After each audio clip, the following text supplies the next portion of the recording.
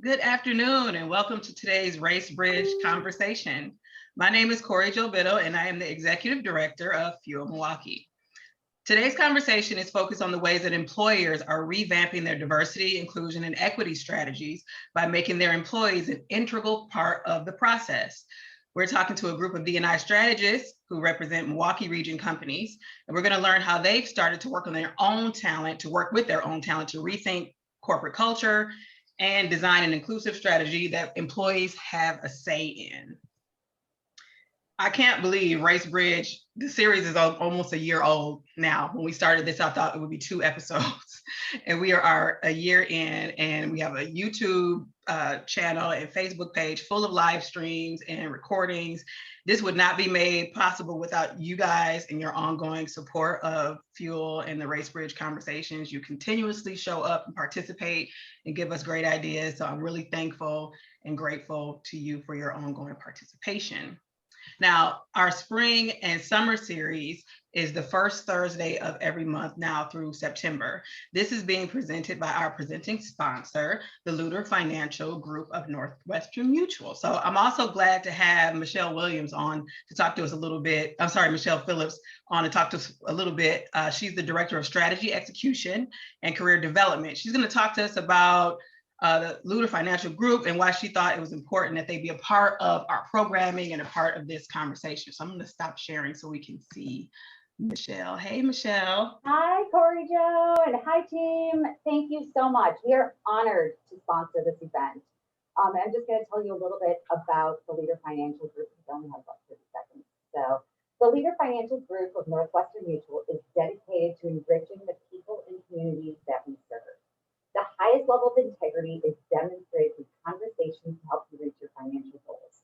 The Luter Financial Group also strives to invest in excellent people like you, because if you're here right now, you're excellent, because this is an excellent webinar that you're about to attend.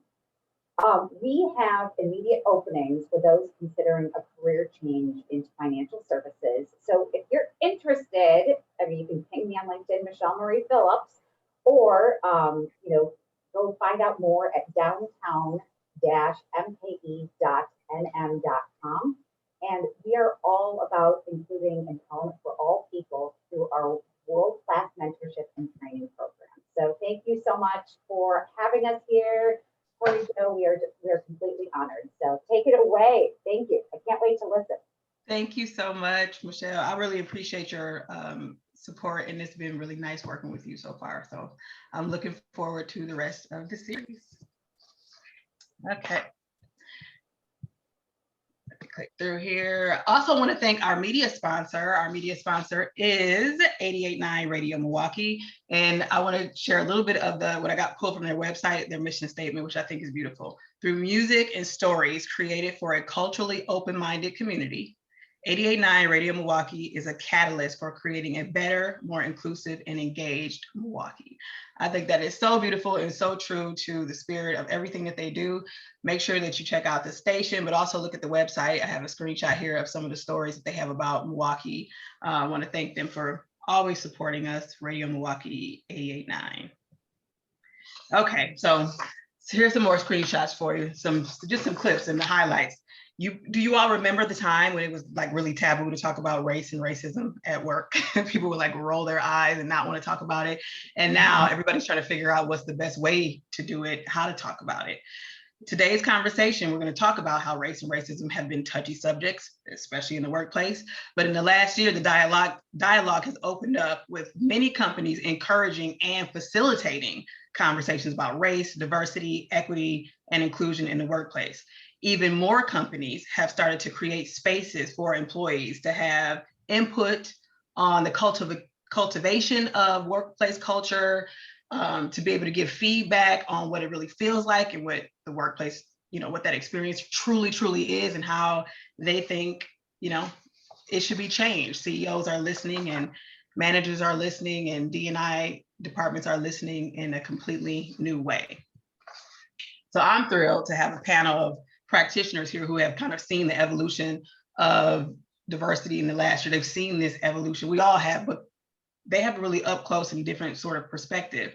And they've all been instrumental in taking steps to bring their own employees in the companies that they work for closer to strategy discussions. So please help me welcome our panel. Katie Wessner is the Senior Diversity and Inclusion Advisor for Kohl's Department Stores. Teresa Jones is VP of Inclusion, Diversity, and Equity at Children's Hospital of Wisconsin. Tammy Belton Davis is the Chief Diversity Officer for the Milwaukee Repertory Theater. And Nick Walls, who recently won 40 Under 40, is the Managing Director for the Luter Financial Group of Northwestern Mutual. So welcome you all. Thank you so much for being here. Go ahead and unmute, say hi to the folks. Good afternoon, everybody. Yeah, hello, everyone. Hello, everyone. Good to be here with you guys. So I want to kick off the discussion with a question that was actually sparked by a conversation I had with you, Teresa. We'll start with you. When we were chatting, you were just talking about how the work of DE&I, even the fact that we're saying DE&I, the inclusion piece is new for a lot of people, the equity piece is new for a lot of people. Just the way that we look at diversity, inclusion, culture conversations is totally different in the space of a year. Talk a little bit about your perspective on that and how you've seen it change, and then we'll kind of go around to the rest of the group. Sure. Thanks, Corey. I've been in this work for probably about 20 years. And so, I've seen the evolution from way back from affirmative action to suddenly talking about diversity more broadly. When I first started the work, it really was about just educating about what diversity was and cultural competence. And we didn't really touch race that much. We stayed away from it, and so people always felt like the work in diversity, it was soft, was it really making a difference? We did leadership training, we would put in competency, we'd work on diverse workforce. So that was kind of the space that it was in. Having stepped out of the field for a while and then stepped back in 2020, of all years to step back in, is completely different. And I think, unfortunately, the death of George Floyd really opened a lot of people's eyes to what was really happening. And so now people are wanting to learn, they want to help, they want to engage, they want to hear about what employees have to say, and employees want to tell us more. Now, we still have employees that say, I don't even want to talk about it. But I think over time, once they're seeing that we're really coming to them and sincerely asking, what are your thoughts about this? How would this work? What are the pros? What are the cons? And so we're doing that at Children's. It really is starting to be great conversations that are starting to happen, and people, acknowledging that they don't know. They want to know, but they don't know. So can you help me learn more? So I just see the engagement, the dialogue, and not just words for the sake of words, but really making the commitment and then trying to do something, but people wanting to be told, tell me how to go about it. That's probably the biggest differences I've seen. I mean, you're getting shout outs in the chat for your new role at the rep. I mean, that's a new role for you, but this work isn't new for you. What have you seen in terms of evolution in the last year? Yeah, so unlike my dear Teresa, not 20 years in the game, but 20 years in doing sort of transformational work and lived experience. And I think 2020, just to kind of pick up where Teresa was going, it was a game changer. As we are living through a health pandemic, the racial reckoning of a 401-year-old systemic racism pandemic, the world was literally on its knees as we watched the murder of George Floyd, which, for those of us who have been around this work but have lived this life, know that the murder of George Floyd is not a phenomenal situation. It just has now been captured. And so the world began to center race. And so the conversations that companies and organizations are having is really about responding to what is happening in our world and how the culture is talking about it. So prior to my role with Milwaukee Rep, I concurrently still operate Athena Communications. And very transparently, organizations in this city were calling us. And they were calling us to say, help us to respond with some good messaging. We want to be on the right side of history. And we were, as a firm, saying to those groups, if you're not ready to do the work, don't call us because we don't do the pretty. This needs to be active. It needs to be transformational. It needs to be heavy. It's a lift, but you got to be willing to do the work. And when I got the call from Milwaukee Rep, as they are also, dealing with what it means to execute theater in a COVID quarantine environment. So there was some business strategy and differentiation in terms of how we execute our mission. It was also happening at this time of racial reckoning. As I shared with you all earlier, it was the gift for Tammy of 2020 that I did not expect. And that is to accelerate work around equity, diversity, and inclusion that frankly was being had at Milwaukee Rep prior to me being there. Mm-hmm. But certainly 2020, again, being the game changer to say, we've got to do it. We've got to do it now. We can't just be reactive. Our staff and employees and our community is expecting us to do this work and to do it very transparently.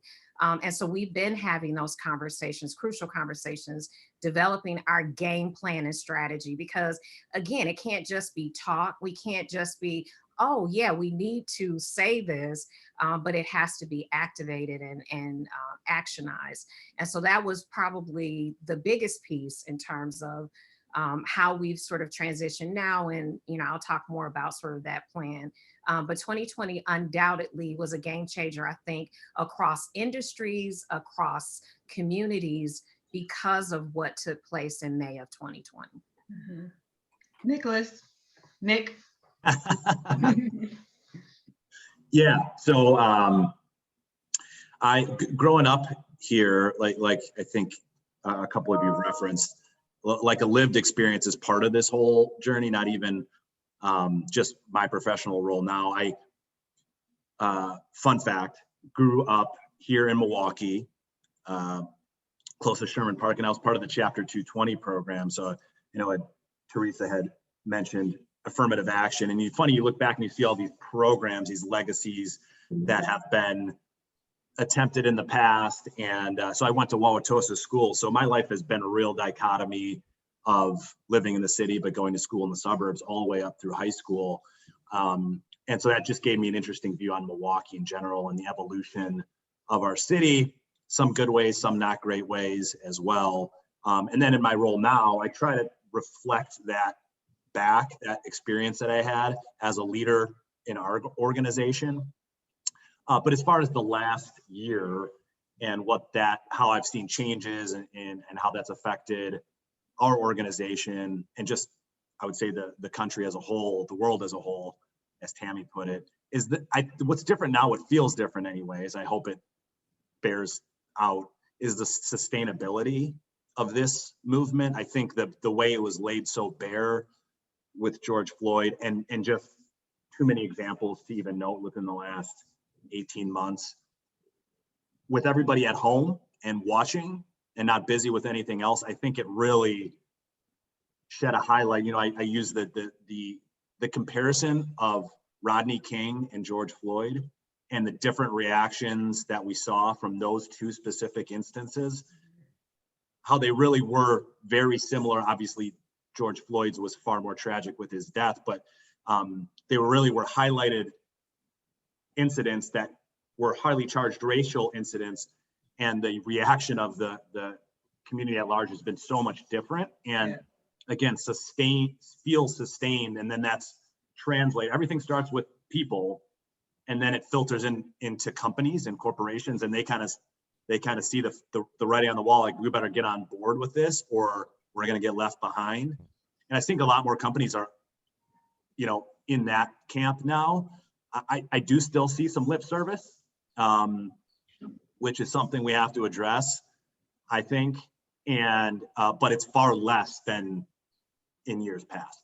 And then as we go to Katie, for those of you, the participants on the call, whatever you've seen in your experiences at work in your workplaces, drop that in the chat. Just leave us a comment so we can know what you're seeing. Okay, Katie. The first word that came to my mind when I read this question was acceleration. I think the level of awareness, the level of empathy that increased and that just grew as the conversation continued to grow.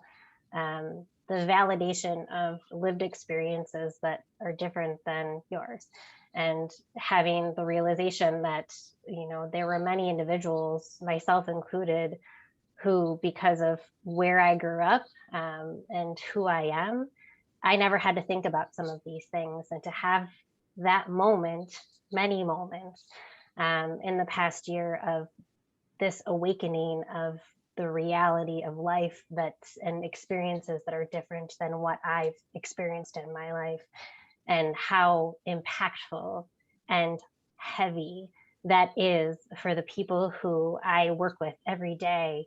I think that has just been a really starting point for a new level of conversation and a new level of dialogue and a new place for people to be okay with being uncomfortable. Like, this is hard. It's going to be hard, everybody. Like, this is going to be hard. So let's do this. Let's provide this space. Let's build these spaces inside of our organization to have these conversations, to learn how do we support an individual's journey? How do we make sure that that individual's journey is also supporting their team's journey? Because ultimately, it's going to take all of these pieces to create this cultural shift that is so important, and I think has just been so highlighted within the last year. And echoing what everyone else has said, the quiet that the pandemic put us all in, because there was nothing to do and there was nowhere to go. And we had to stay home, just brought about this new level of awareness that I think just continues to build in good ways and in really hard ways, but ultimately in ways that we need to grow as organizations and as a community. Mm-hmm. About 2 years ago, MMAC, which is the Metro Milwaukee Association of Commerce, essentially Fuel's parent company, we sort of started off on this initiative called the Region of Choice, and I'll drop the link in the chat for those who don't know about the Region of Choice, but it's a community-wide effort for employers to really focus on hiring more Black and brown talent, especially in the management ranks. When we first started the initiative, there was a huge effort, a report, lots of focus groups, and a survey. And the combination of the survey and the focus groups pulled out a lot of experiences from Black and brown managers who are like really struggling in their companies to feel included, and not only in the company, but in Milwaukee, like struggling in the community to feel like a part of the fabric of Milwaukee. And those survey questions, and that it was like the quotes and the things that they had said in the focus groups were so jarring for a lot of people, because at that time, this is 2 years ago, 2.5 years ago, people weren't always comfortable having these conversations at work. And I feel like there's been a total shift that we saw with a lot of companies sort of starting off with the like town hall meetings and, starting with the panel discussion, kind of easing into the conversation. But I feel like as employees have leaned into it and really, kind of stood up to say, yeah, this has been my experience, and this is why this is challenging, and this is why I'm not feeling included, and these are all the ways that I don't feel seen. It seems like a lot of employers, including all of yours, have really responded to that by saying, well, let's make people a part of strategy. Teresa, can we talk about that a little bit? I mean, in my mind, in the past, it would be like the C-suite coming up with strategy and folks just responded to it in a yearly, engagement survey, whether they liked it or not. But it seems like things are really changing now. Mm-hmm. Yeah, I think they are. And I'm really excited about it. We did not have much structure in place early in 2020. So it really was just me. And so as we started really trying to say, what's the best structure, it became really apparent to me that we lead with inclusion. So the inclusion resource groups and the teams, we're going to be really instrumental in gathering employee voice. And so we were able to bring those up relatively quickly in the fall, and have started using them to really bounce ideas off of and strategize and get input on approach and policies now, and some things that we have going on internal that are really starting to make a difference. We might think one way about it, and then you kind of get to them and they kind of take it and really make it great. So I would tell you, our leaders want to hear employee voice. Our senior leaders want to hear employee voice. And so our CEO is doing her rounding. We're finding that rounding is very effective to go into the workspaces and just catch them when they're in the midst of their work. And engage in dialogue with them. And so, it's a senior leader that's doing that. And so suddenly now the employee is like, wow, a senior leader is here, in my workspace asking me questions. It's really great. Or now the CEO and I are going to do our own diversity roundtables with our inclusion resource groups to kind of hear what matters to them. We're about to do a 3-year plan. And so we can't do that without that voice. So just finding ways to elevate the voice. I know our engagement survey doesn't have all the questions on it that I would like to see around diversity and inclusion, but we were able last year to add one around respect. And that was telling in itself. Because, when you say, do I feel respected in the workplace? And we found that maybe half of our employees did, half of them didn't. But that data allows you then to dig deeper and figure out what's the why as well. So I'm hoping that we can even surface, employee opinion and voice even more around those kinds of questions. Add in questions about the workforce, about the culture, about inclusion and belonging, so that we can really get at, what really is the issue. And some of the companies that traditionally large companies like ours would use, they're not always providing those kinds of questions. So we have to develop them ourselves to make sure, because what's most important is that we understand the issues. I'm all about benchmarking against other companies, but we need to know what's going on in ours and fix it, whether we can benchmark or not. So just trying to be creative in finding those ways. But I just really love that our senior leaders want to get close to employees. And I know in many organizations, that's not happened. And so taking that kind of time in your day to make that connect on issues that are important, that's so key. And that's very different here than I've seen in, having done the work in the past as well. Do people seem open to that? Like when the CEO comes to the cubicle, are they like, I'm sure. Yeah, I had a conversation. Yeah, I had a conversation with some students yesterday, and they were like, "Oh my God, I'm talking to the VP of ID&E, and let's talk. Let's just talk." And so I think a lot is based upon how we come across. Yeah. If we're coming across with the title, we're not going to hear anything. If we're saying, you know what, we know we got some issues and we want to talk about them.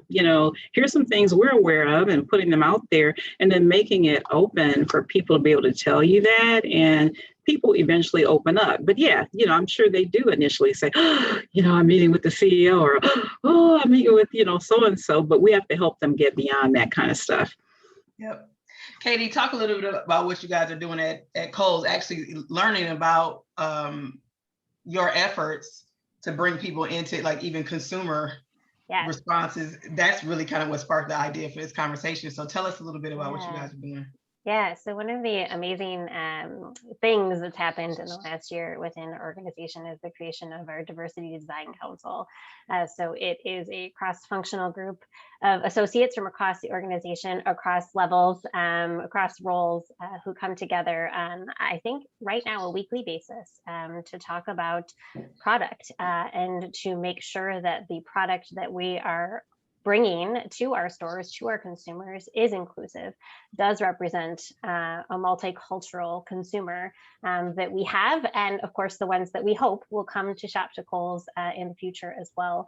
And so the way that it came to life and how it's really been focused in the past couple of months is on those key cultural moments. So the end of last year, we brought our first curated cultural moment capsule collection, if you will, to Kohl's, and we had a line of products for Hispanic Heritage Month. We followed the same cadence for Black History Month, Women's History Month, currently right now with Asian Pacific American Heritage Month. So we have this opportunity to bring these pieces into our space and provide this new opportunity for consumers to come to Kohl's and to see the great work that's happening. So this group is doing that. This group is also engaging our business resource groups, our BRGs, in this process as well. So, the group made up of product development associates within our organization, they're designing this product, and then they're taking those designs and they're passing them over to our business resource groups, which, hundreds, in some cases, thousands of associates, sending out surveys to gather their feedback and say, what are you thinking? Does this resonate? Are we off the mark? Are we on the mark? What do you feel strongly about? What do you think we should move forward with? And they use that data, they use that information to actually build out the product lines. So there's this such amazing synergy that's happening, that like product development is building it. The BRGs are providing that incredible insight, and then it's actually coming to life, and it's in our stores, and it's on Kohls.com, and it's just such an incredible feeling, and it happened so quickly to see that all coming to life, and to see that input not coming necessarily from the highest levels of the organization, but our associates literally spread across the country who are having the opportunity for the first time to provide their real-time feedback to bring these products to life and help make our decisions around what we're selling in our stores. It's pretty amazing. Are they able to, the employees able to sort of volunteer for the design council, or are they asked by their manager to do it? Like, how does that work? Yeah, so there's a small group that is part of the process right now, but I'll say that there are voices in the design council that rely on their teams. So there are the voices at the table that sit on the actual design council, but then they're working with their teams across the entire organization to actually design and bring all of those products to life. So the core group itself is relatively small. I think it's about 15 to 18 or so people, but then that spreads very quickly because there's a whole lot of other folks that are around the tables outside of that initial group that help to bring that to life. Absolutely. Okay, Nick, let's talk about what you're doing. You don't have as formal of a D&I title or function as the other panelists, but naturally your bent is towards this work, and it seems like you're doing a lot of unique things out of the other financial groups. Tell us about it. Yeah, well, just number one, having a leader in one of our offices, of leader of color, is going to help impact the community because in financial services, there are underserved communities. The Black community is underserved. I think the Latinx community is underserved, meaning individuals like myself in that community, helping them with their financial security. So just simply having somebody that looks like me being able to recruit other people that look like me as advisors is going to just hopefully spread that financial security throughout those communities. And so that's just a natural consequence of me being in the seat that I'm in. And so that's one piece. But then proactively, it's kind of funny. I have the juxtaposition of, I know Northwestern Mutual's in the title down there, but we actually, the Leader Financial Group is actually a small business of about 200 people, give or take. And we partner with one of the biggest companies in the state. And so we're able to both be very nimble and pivot quickly within our own group. So we have a diversity and inclusion council where we pick key people from the different segments of our group, both field facing roles and team or employees. And we're able to really just put together events, conversations, roundtables really quickly, which is nice. There's some aspects of being a small business that are challenging, but there's some that are nice, just being able to really mobilize very quickly. So around the AAPI violence, we just had, let's have a talk about this. A few months back, it was a roundtable led by Michelle Phillips, who's not here anymore, but who is awesome and really cares about this space. We've had a few really good conversations with the entire organization. And I think one thing that we forget as leaders of the company, and I forget as a person of color and a biracial man growing up in Milwaukee, having diversity just in my life, we forget that sometimes people that are coming to work that we see, that might be the only time they're with a person of color.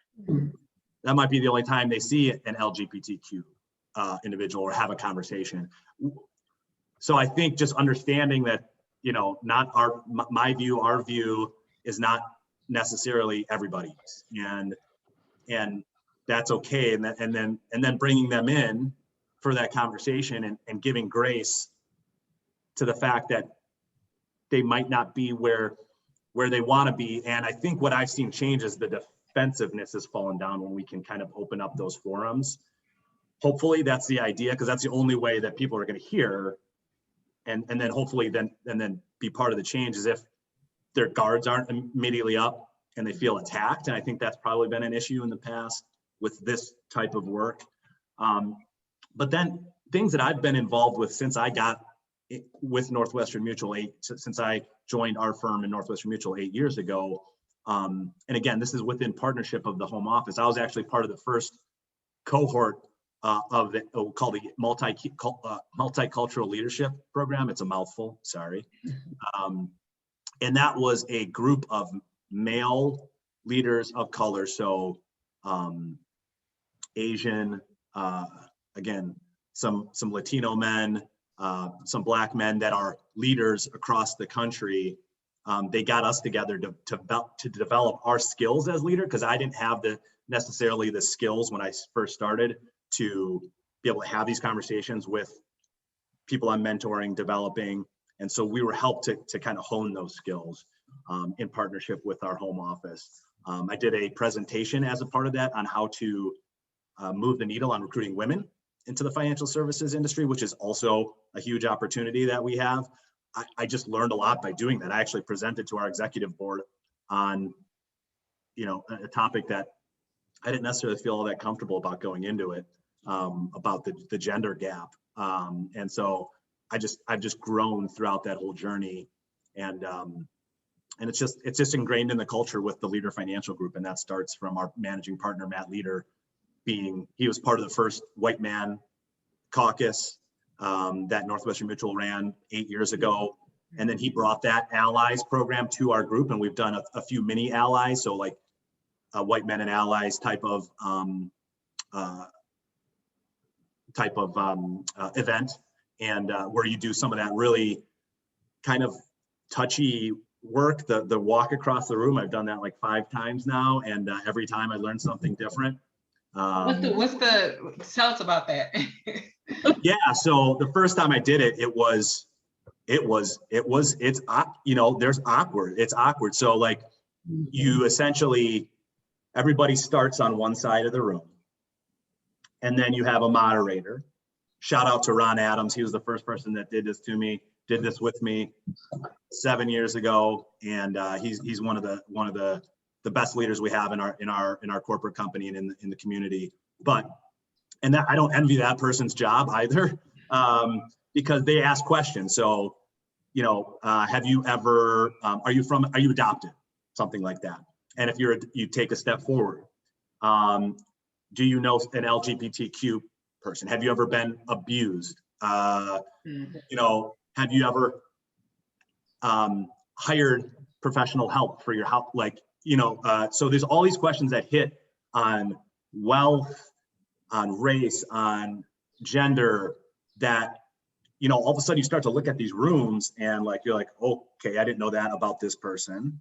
Can that open up a dialogue? And it's very vulnerable, but we've done that a few times with our organization, and we've had a lot of good success and buy-in, and people have participated. And I feel grateful to have that type of organization that we do, because I know that's not the case everywhere. What is the feeling in the room after you do something like that vulnerable? Do you feel like can you feel people feeling closer to each other or bonding more? I do. It's a great way to phrase it. Mm-hmm. I feel that just by doing that, even if no words are spoken, you feel closer, because all of a sudden all of the differences start to wash away, and you just start seeing the similarities. And I think that's where we have movement, is not necessarily focusing on that's important to focus on our differences when you're understanding where somebody is coming from and the different experiences, but it's also important to realize how we're all the same. I think that we have some of the same experiences, that we've had some of the same struggles. Some people felt awkward about that. I brought up that one question because I come from a very, middle class, urban,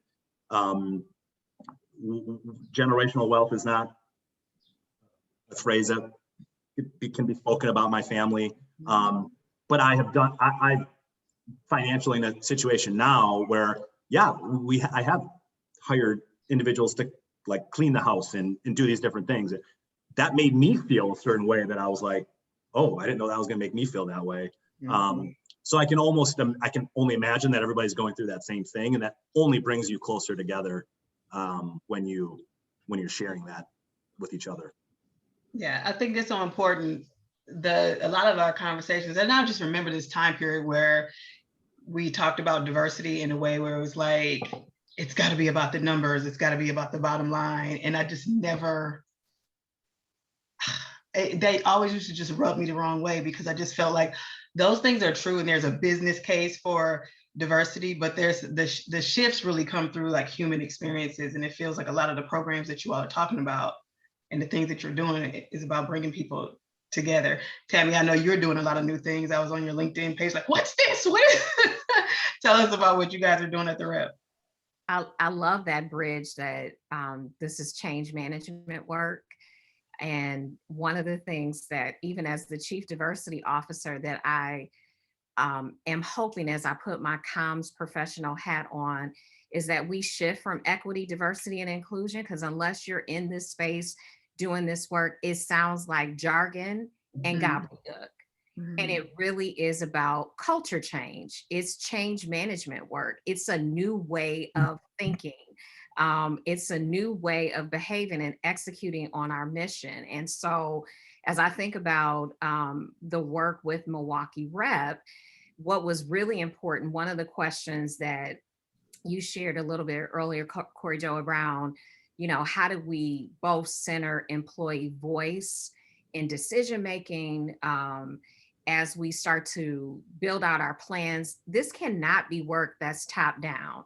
Buy-in has to come at every level within an organization. And also, if you are working for a large nonprofit like me, at the board level and executive leadership.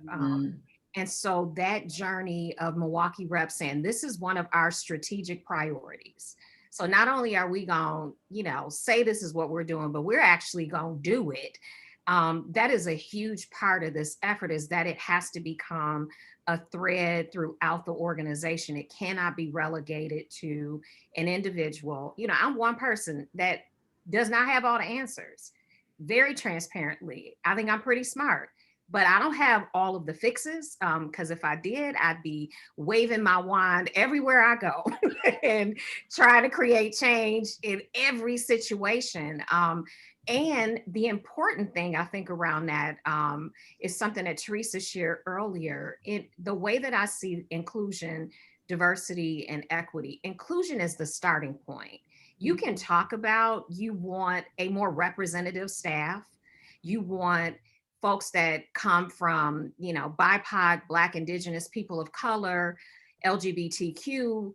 Let's talk about ableism and disabilities as we start to talk about the whole package of what does diversity look like. If the culture does not support, if you don't feel valued or you belong, you're not going to keep those representatives of all of those identities as a part of your organization. So part of this is being able to address the systemic issues, both societal. So I'm all about how do we blow up some of the systems that have inherently oppressed, because I think that's a longer conversation, maybe for another panel discussion, but let me just put that right there. But I also think that the destination is equity, which is a fair playing level for all. That's the journey. Equity is the destination. Inclusion is where we feel valued and we belong. Diversity says all perspectives matter, all value, all thinking, all perspectives, all your identities, all of the things that you bring to the table, that matters, and we value that. And so I would just echo that this work, this ED&I work, as we call it, D&I, DEI, and other spaces, it is a moral obligation, but it is a business imperative, because diverse companies who have representation or organizations are stronger. Yeah. Data supports that. And so one of the things that I think is really important, and I just want to shout out the Milwaukee Rep team, my colleagues that are watching, because they are my family. But one of the things that was important to me as I came into this role was to, number one, build trust. I have been around Milwaukee Rep in various capacities for now 7+ years. As a volunteer, I did a little bit of consulting. So I did not want to walk into this company that I believe I had a great deal of trust and confidence in. I didn't want to take for granted that people were going to be like, oh, great, Tammy is here. Yay. I needed to nurture and build the relationships with my colleagues. And I also recognized that Tammy as an individual and this role is not going to solve all of the issues or be the answer to all of both the opportunities and challenges of our organization. So building a staff work group was really important as we started to build out our plan. So our Rep Forward plan launched in February. How did we kick it off? With a party, because you got to bring the joy and you have to bring some fun and levity to this work, because it is crucial. I think there are moments that it's uncomfortable, but I would rather us use the word crucial, because it's crucial. Yes, it is not going to make you feel good, and no, it is not going to always be comfortable, but it is necessary work. And so we've got to also frame it in a way that says, yeah, let's do it because it's necessary. But we launched our Rep Forward plan, which is essentially how we are going to execute on our commitment to equity, diversity, and inclusion. With that, we established a staff work group, which is called Champions Uniting Experiences, because you got to wrap this as a campaign to get people excited, but there has to be buy-in and there has to be a desire from people to want to dig deep. And one last thing that I'll just say, and I will get off of my bully pulpit for a minute, building in empathy. building an empathy for this work is so important. We have all got to keep our foot on the gas. We may move a little bit slower at times, but we cannot stop. Mhm. The momentum, this moment in history and time is critical. If we don't seize this moment to do big things, to be courageous in our approach to this work, we will have missed sort of what God, the universe, this moment in time has sort of called us to do. So I would just urge us to keep on that journey while also building an empathy that not everybody is at the same place in the journey, but if we're moving in the same destination, we're going to get there. That's awesome. I'm going to remind people in the chat, because the panelists can see when you post, we can see everything that you're commenting. If you want to make sure that everyone, all the participants can see it, post to participants and the panelists, because there's some good dialogue going on and I want everybody to see everyone's comments. We're getting to the point where we're preparing to go into your questions. If you have questions, put your question in the Q&A section, because it'll be easier for me to find the questions there. So I see there were some questions in the chat. Pull them out of the chat and put them in the Q&A section so I can find them. Otherwise, continue to dialogue, and everything that you're doing is perfect in the chat. Tammy, you talked a little bit about the idea of equity, and I did have a question about that, and I wanted to share. This is just a graphic that I had used for a different presentation, but I liked the equity image because sometimes when we talk about diversity, inclusion, and equity, there are those moments of pushback from people who think that we're pushing for an unfair advantage for other people, or we're paying all this undue attention to one group while we're ignoring the others. But that image or other images like it help people to kind of understand equity is sort of, we're compensating for deficits that have been there historically, or, we got to make up for that in some cases to make it a fair playing field for people. In your work or in your experiences in your companies, and this question is for all of you, maybe we'll start with Teresa. Have you had any detractors or people that kind of don't get it and feel like this isn't fair or they're being left out? And how is it that you're able to deal with that without alienating people, but rather bring them in, to Tammy's point, with empathy so that they can start to understand what this work really means? And I'm sure everybody has had that, when you see it happen, and sometimes it might be in training or a meeting and, somebody's going off about, what are you doing and why are you doing it and why is it needed and all of that. You have to really just take time with people. And so I usually try to do that one-on-one connect where they can really express what it is. And most times they just don't understand it. They really don't understand. They start out by saying, I don't agree, but they really don't understand it. And so my experience has been, when you sit down and can kind of have that one-on-one behind closed doors and try to really unravel what's going on and why they feel that way, they come to a deeper level of understanding, and then you can kind of appreciate them a little bit more, as well as to why they might have been vocal. Now, you're going to have some people that no matter what, they are not going to be in agreement. And it's okay. That's what diversity is about.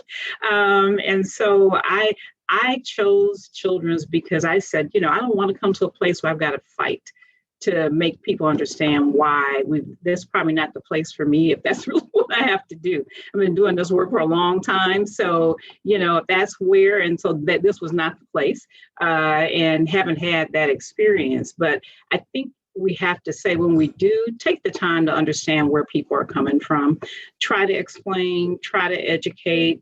I think that's as much as we can do, but don't stop. Keep moving. I was looking at one of the questions in the chat about, employees and the swiftness with which they want change. Because now that the light has gone on, everybody wants everything like yesterday. Got to focus on diverse recruitment. We got to change our interview process. We got to bring in more people of color. We also got to bring in, it's hurry up. But you can do that, but it's not going to last. So I've tried to make sure that what we do, it may take a little longer, but take the time to instill it so that it's long-term. Put in some measurements so you can see it. Monitor what's happening with it and communicate about it. So it takes maybe a little bit longer to do that, but in the end, it'll become a part of the culture versus, just doing something real quick, standing it up and, 6 months from now, it's like, what, did we do that? Well, that's right, that was that program, it's gone now. So, just taking that time. But yeah, you're going to have naysayers. You just can't stop because you have people who are going to be naysayers. You just got to keep doing what you do. Katie, I saw you nodding. Have you had any experiences with this? A few. I think what we found is, I agree. Like, we're going to have naysayers. We're going to have those who are never going to come along with us on this journey, this conversation. What we've done, and last summer there were a lot of fireside chats, listening sessions, a lot of conversation, and there were a couple of topics that started and a couple of words that started to pop out as areas of opportunity for us to do a little bit more education and open it up to a broad audience. So come in as you are, come in from where you sit. We're going to try to meet you where you are. We're going to find a speaker who can do a really amazing job of explaining what this is and why it's important for us to think about and how it may come to life for you personally. So we had an external, it's called our Brave and Courageous Conversation series. So we had an external speaker who came in to talk about microaggressions and broke it down for us. Like, what are they? What does it mean? We had a panel on privilege, 2 panels on privilege, and broke it down into practical applications that people could understand in a non-threatening manner. So I think it's just sort of flipping how we approach certain topics and making sure that it's not only a welcoming space. So wherever you are in this journey, come to this conversation. We want to talk. We want to share what we know. We want to share experiences that you might not have had visibility to before. And we want you to leave feeling like you gained something from the experience. And even if it takes you a little bit longer to get there, we're at least going to provide a forum for safe conversation and honest conversation that helps, that we hope will meet somebody where they are and kind of bring them along on that journey and just make it a little bit more welcoming and not so scary or uncomfortable as I think a lot of people just are, that's where they're coming from. So how do we make it a little bit more welcoming and engaging for somebody to be a part of that conversation? So we talked a lot. I mean, in the past, a lot of the conversation about culture has been about, it's top down. It starts with the CEO. Very, very important. I think people really kind of get that and have leaned into it. And this conversation is more about, bringing the entire organization, every level, into the conversation. I want to just touch on quickly the importance of the managers sort of buy-in into whatever it is that the strategies are, regardless of who participated in creating them, but the importance of managers sort of being up to speed and understanding and being able to navigate these conversations. So I just found this report from this Gallup panel that 42% of managers strongly agree that they are prepared to talk about race. Most of the people that had strongly agreed, also said that their companies were deeply committed to making sure that managers were prepared and trained. So it's not just happening by osmosis, but there's a considerable amount of people at the management level who do not feel prepared because they don't think they have been invested in that way. The second stat, less than half of managers report to having received any diversity training. And then that last point again made that managers who have received training definitely feel more prepared. So that that preparation matters. The reason why I want to talk about this is because we all know engagement really is all about the management level. Your experience as an employee is impacted by CEOs and the culture at large. But if you don't have a manager that gets it, it's going to be really tough to feel that you had any real impact. What are you all doing, or what have you been trying to do to make sure that the management level is right on, key with everything that is being planned from the top down and now sort of the bottom up? Anybody have any management advice for those who are listening and looking for advice? It was quite interesting because this morning we just had a large leadership meeting to talk about it's important to understand respect at the employee level, and that we're going to train them on how to have conversations, to ask the questions, to understand respect, and give them a discussion guide that guides the conversation and some resources. But we got to get it down to the level that a manager can sit down and talk to an employee and listen. We can do a lot of major training, but I find kind of when you show the Gallup data on it, that you got to be able to understand what's happening in your own department. That's the culture. We can have the broader culture within children's, but the culture is what I see every day. It's what I experience every day, is how I'm treated every day. So we're trying to focus on that relationship between that manager and employee, what that looks like, and open up the opportunity to hear that voice right in your own department. We can do, like I said, the larger training, and we're just rolling out all of our training literally this month. But that we're going to focus on those dialogues first, because that's where we feel like we can make the biggest difference. So giving them those tools, letting them ask those questions, what are the kind of things that are going to come up? Let's talk about those kinds of things, but we're going to try to focus there to really support them so that they can start having the dialogue. The education will come on top. That'll just enhance it. But if you can't get past just having that basic conversation to talk about and ask people how they're doing and what does respect look like and all those real basic questions that we take for granted. But if you're uncomfortable, we got to get people past that. So that's where we've chosen to focus, at least for the next few months, to help give them those resources and tools and training to get them comfortable, even having those basic conversations as well. Mm-hmm. Yeah. Yep. Tammy, go ahead. I was just going to add to Teresa. I think it's the combination of both the programs and trainings that are important. But I want to lift this first. This work cannot be relegated to a program or a training or even a series of trainings.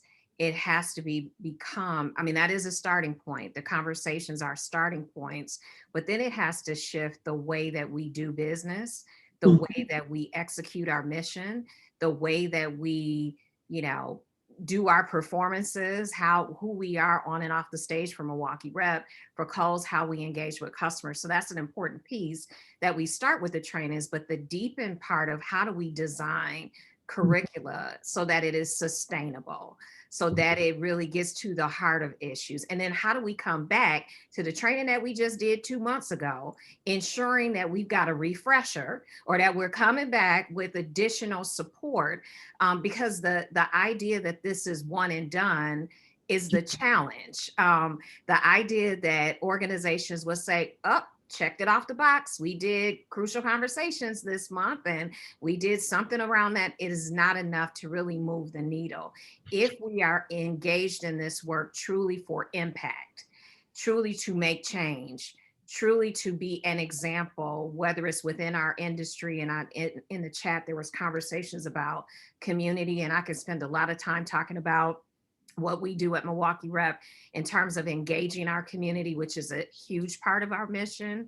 But how we do all of that, how we build sort of and design our action plan, embedding trainings and programmings and opportunities to engage our staff and do the measures that are required to shift culture, it has to be sustainable. So if we participated in an exercise today, does not mean that we have solved all of our issues or that we've really addressed the root causes of some of the challenges that we experience. And so I just want to make sure as we're talking about what we're doing as an organization, all of us collectively, that we are also very mindful to our audience that that's the beginning point. Like, it's still more work to do. Like, how are you taking what you are learning collectively and embedding that as an individual? Because there's personal responsibility that we have. Yes, the organization has a responsibility to shift culture,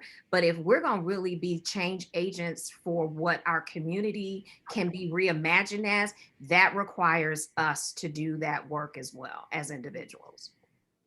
Nick, I have a question for you. It's kind of a hybrid of some of the questions that are in the Q&A, but I know a lot of your work is around recruiting and with a special focus on recruiting people of color. How do you balance just sort of the, and I think about this when we talk about recruiting people of color to Milwaukee in general. So you're recruiting people of color into this environment where they are not represented already. What is the balance between sort of making sure that they come into an environment that is welcoming to them versus just recruiting people, enough people to change the environment just by sheer numbers? So it's just kind of like, I want to recruit you, but I don't want you to feel like you're not welcome, but then it'll never happen if I don't recruit more people of color. Is that something that you've thought about or struggled with? Yeah, no, recruiting is one thing. Retention is a completely separate issue. And to have retention, individuals need to feel welcome. And there's a lot of stories where that has not happened in my industry, both women and people of color. And so I think we really strive to create, to attract those individuals, but then also have an environment that is, that they feel like they're heard. Their experiences are not siloed, because the Black advisor is going to talk to a completely different type of individual and community than a white advisor would. And so that might be a different sales cycle. It might take longer. There might be more education there. It just might be a completely different experience. And so we have to understand that that's how that individual is going to the marketplace. And that's different than how this other person is going to go to the marketplace. And so we have to be able to have both of them be successful though, right? Also. And then when we're doing peer, we do a lot of peer in this career, and with our organization, we do a lot of peer review. We do a lot of peer study groups. So it's kind of taking all those experiences and making sure they're coming together and sharing, and then again, being as inclusive and understanding as possible around people's different experiences with the clients that they might be going out to see. So we want to see, we don't, what we want to avoid is that like high school lunch table type of situation where you've got the groups, and that can tend to happen. Like joint work is a huge component of what we do. And by joint work, I mean, if you're a younger advisor, you're going to do work with some of the more tenured advisors when you're just starting, so that you're getting that real world experience by watching it done. And there's that inclination, and this is just how people are, to have those groups where, well, the Black advisor can only do the joint work with the other Black advisor or the woman. And so trying to create an environment where that's not the case. And so that only fosters like all of those discussions, and having a white advisor go do an appointment with a Black advisor in their neighborhood where they came from, that's powerful. And that might be the only time somebody's, that person has been in that environment, at that dinner table with that type of family. And just that right there is just like, you more than any training than you could ever give, that type of experience. And then being able to share and just being okay with being uncomfortable about it. And they're like, oh, that was new, and so I just think that it's incumbent on us as an organization to just be aware of that. And at the end of the day, for us, everybody's a small business owner that I oversee and work with. So we got to make sure that their businesses are successful, as well as the environment is inclusive that we have. So it's kind of that dual mandate. Yeah, got to do both. Got to do both. Okay, as we're right at 3 o'clock, there's one question that I do want to ask because I think it's important for people to know. There in the chat, someone asked, are there any informal? I know MRA has a group of D&I professionals, and it's there's a membership fee, so you can go to the website for MRA, and there's a group. But is there any informal group or any support groups that you all know of that support D&I work in Milwaukee outside of MRA? Like, where are you? Who are you talking to? Is it just your friends? Is it just network? Like, how's that working out for you? So I will say, and MRA was the one that I was going to live. I have called people who have been doing what I've been doing. So colleagues and professionals who are in the D&I space, especially at the very beginning when I was like, what am I going to do? And how am I going to approach this work? But I think, being able to share in spaces like this where we can share best practices, conversations, webinars, I think is going to be really important as you continue what I call building this equity muscle around this work. And so that has been, something that I have used is just talking to colleagues and others who have been engaged in work similar. In the theater industry, there is a support within the theater companies of people who are, engaged in ED&I efforts as industry professionals. So certainly that is a source of support that I would encourage people to look for.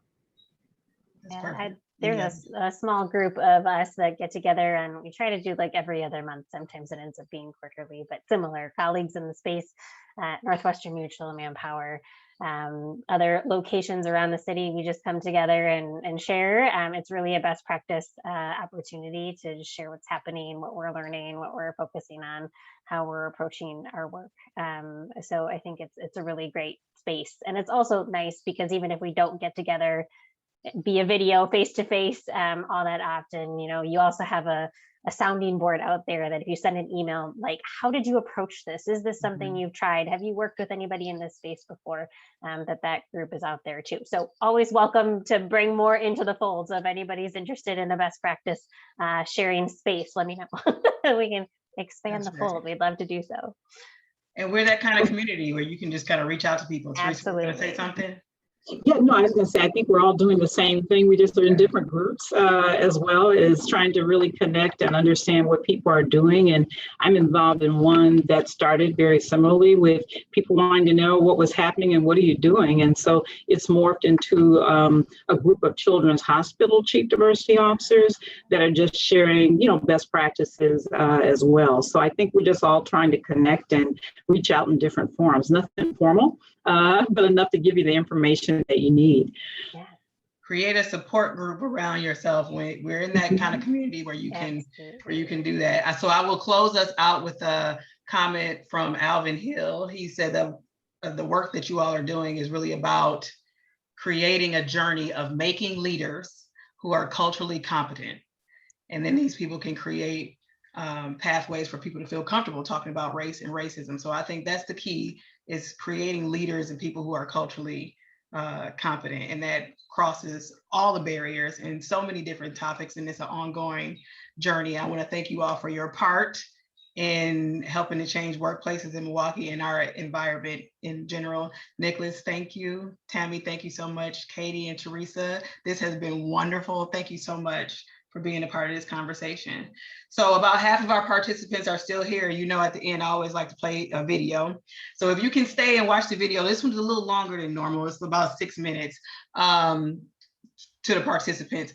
I found this video that Starbucks has been using to educate their entire staff, everyone, not just the people who serve, but the entire organization. The video is interesting to me because it really focuses on the history of how people of color, Black people specifically, have gone through the world and have had struggles being served at counters, and how they are followed around in stores, and just what the experience is to be a customer as a Black person. They're showing this film to everybody, and then they have input from their own employees of color talking about their experiences walking into different stores and what it feels like. But that's significant because Starbucks had all this hoopla in the news about how they were treating people that came in as customers. And I just thought it was a very interesting way to educate about something very specific to their industry. And they really included not only the historical piece, but their employees' own experiences. So I'll play that for those who can stay. If you can't, hop off, get back to work. And thank you for being here and participating in this conversation.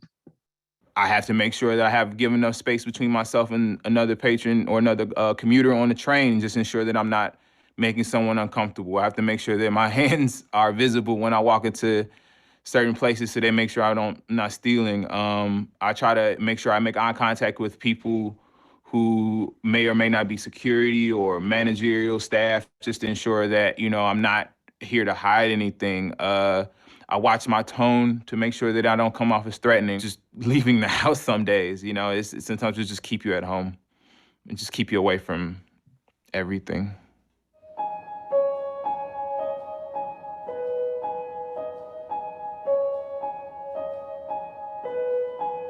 When I go into stores, sometimes I get followed, which is really annoying. And it just it just makes me uncomfortable. And sometimes I get anxiety, so I have to leave. Especially being a teen of color, they assume that you're doing something bad. I feel like I'm disturbing people by just being there. Like, people feel uncomfortable when I walk in. I guess I've kind of become numb to it after so many years. Like, this is just my life, and it's just something that I've gotten used to, unfortunately. I think all of us make that choice at some point of, am I going to take the burden of this interaction being comfortable, or am I going to say, you take the burden of this interaction being comfortable? Because what I really want is a sandwich. Do you know what I mean? I don't want to fight. I'm hungry, right? I don't want to get into this with you, and I'm really not here to teach you this. But other times, it's like, okay, wait a minute. Lesson time. Discrimination against African Americans in public spaces has a long history. In the 1960s, black and white students trying to desegregate buses were firebombed. Black patrons were routinely denied service in restaurants and hotels. I'm sorry, our management does not allow us to serve here. And civil rights workers were dragged from lunch counters, spat upon, and beaten. We're willing to be beaten for democracy, and you misuse democracy. The right to be respected in public spaces was at the heart of the civil rights movement.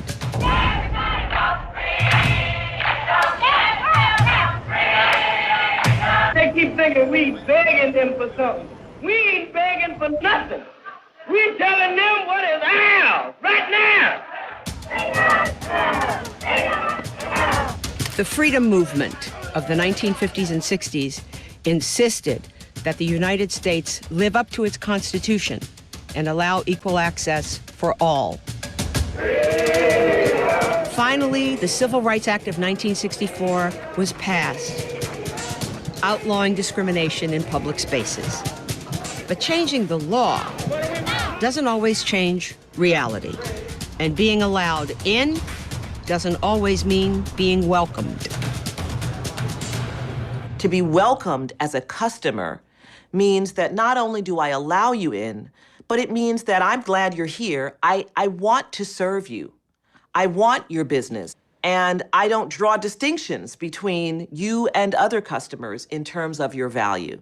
But it's time we talk about what it means to not be welcomed as an American citizen. It's not like I can mute my actual physical blackness, right? So I just assume that people see a particular thing when they see the color of my skin. So everything else has to be like perfect and clean and as blended in as possible.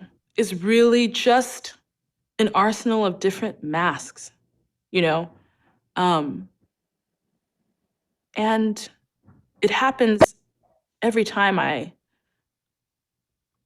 leave my house. When I leave my house, regardless of where I'm going, I'm just leaving my house.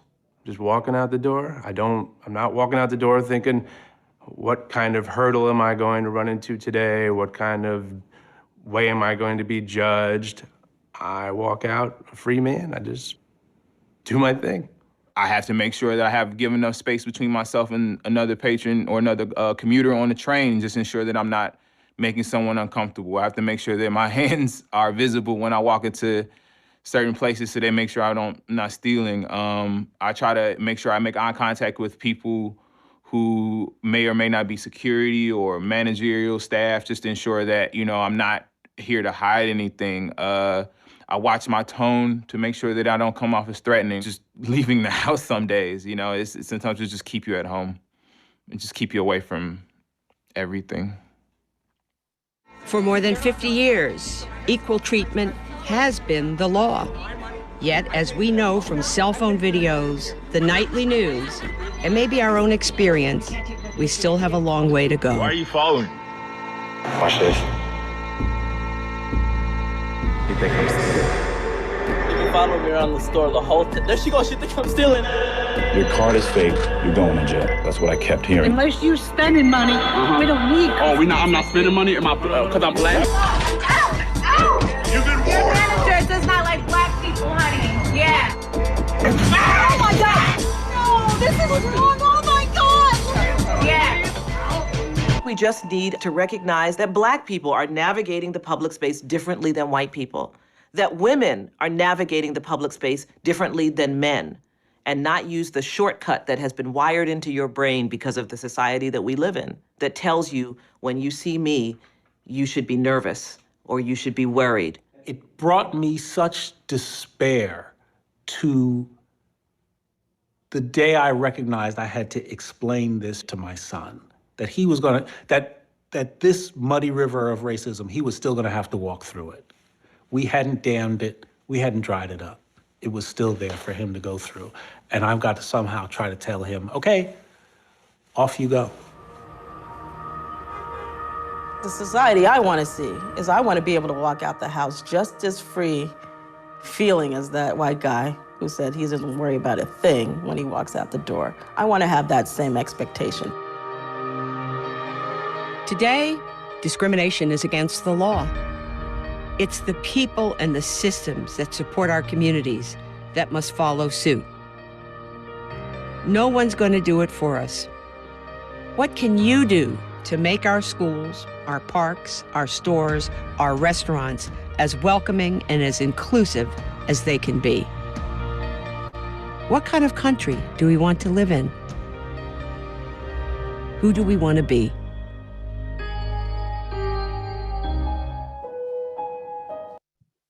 Who do we want to be?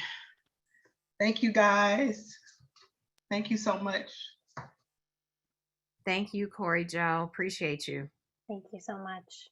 Thanks for Take sharing. care. This was great. Bye. I'll see you later.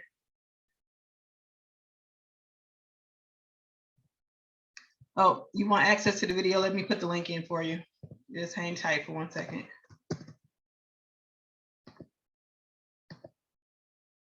All right.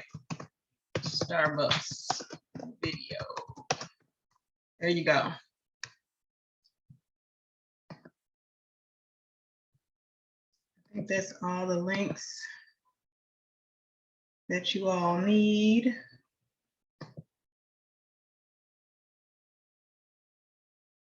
Yep, that's everything. Perfect. Thanks, guys. Get back to work. See you next month.